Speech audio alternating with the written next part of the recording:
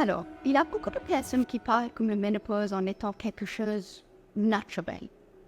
Oui, c'est un état qui va passer à toutes les femmes, mais la point de suite est quelque chose de naturel. Et par contre, on le traite. C'est important que là où on peut empêcher la souffrance et la maladie, on le fait et on prend les gens au sérieux. La prise en charge de la ménopause n'est pas quelque chose de simple et c'est pas un one size fits all.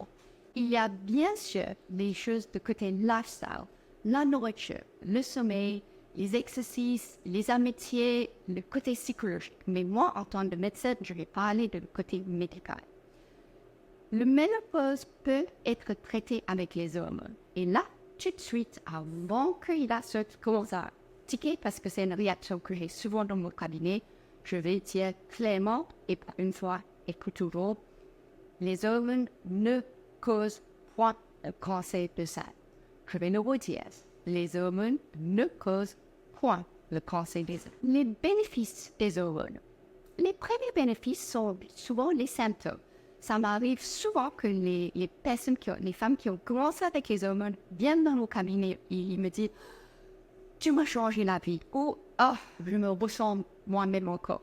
Si c'était que ça aurait été suffisant, mais ce n'est que ça. On a des bénéfices additionnels avec les hormones.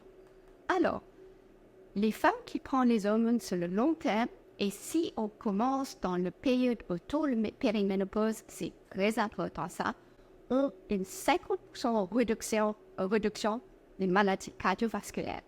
Ils ont 70% moins de chances de développer l'Alzheimer's. Ils ont 50% moins de chances de développer l'ostéoporose, en sachant qu'une femme sur deux va faire une fracture post-ménopausale. Il y a 25% de réduction de cancer de côlon, un petit bénéfice qu'on ne doutait pas. Il y a beaucoup moins de sécheresse vaginale et il y a un effet positif sur le libido. On maintient la masse musculaire qui est très important plus tard dans la vie pour la mobilité et de profiter de la vie. Si on peut marcher, si on peut visiter les amis, c'est important d'avoir les muscles.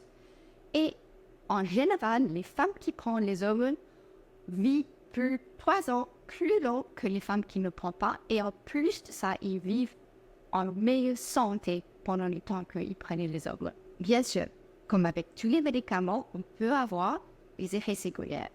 Les effets secondaires les plus importants, c'est que si on n'a pas fait une hystérectomie et on prend l'estrogène seul, on peut avoir un épaississement de l'endométrium.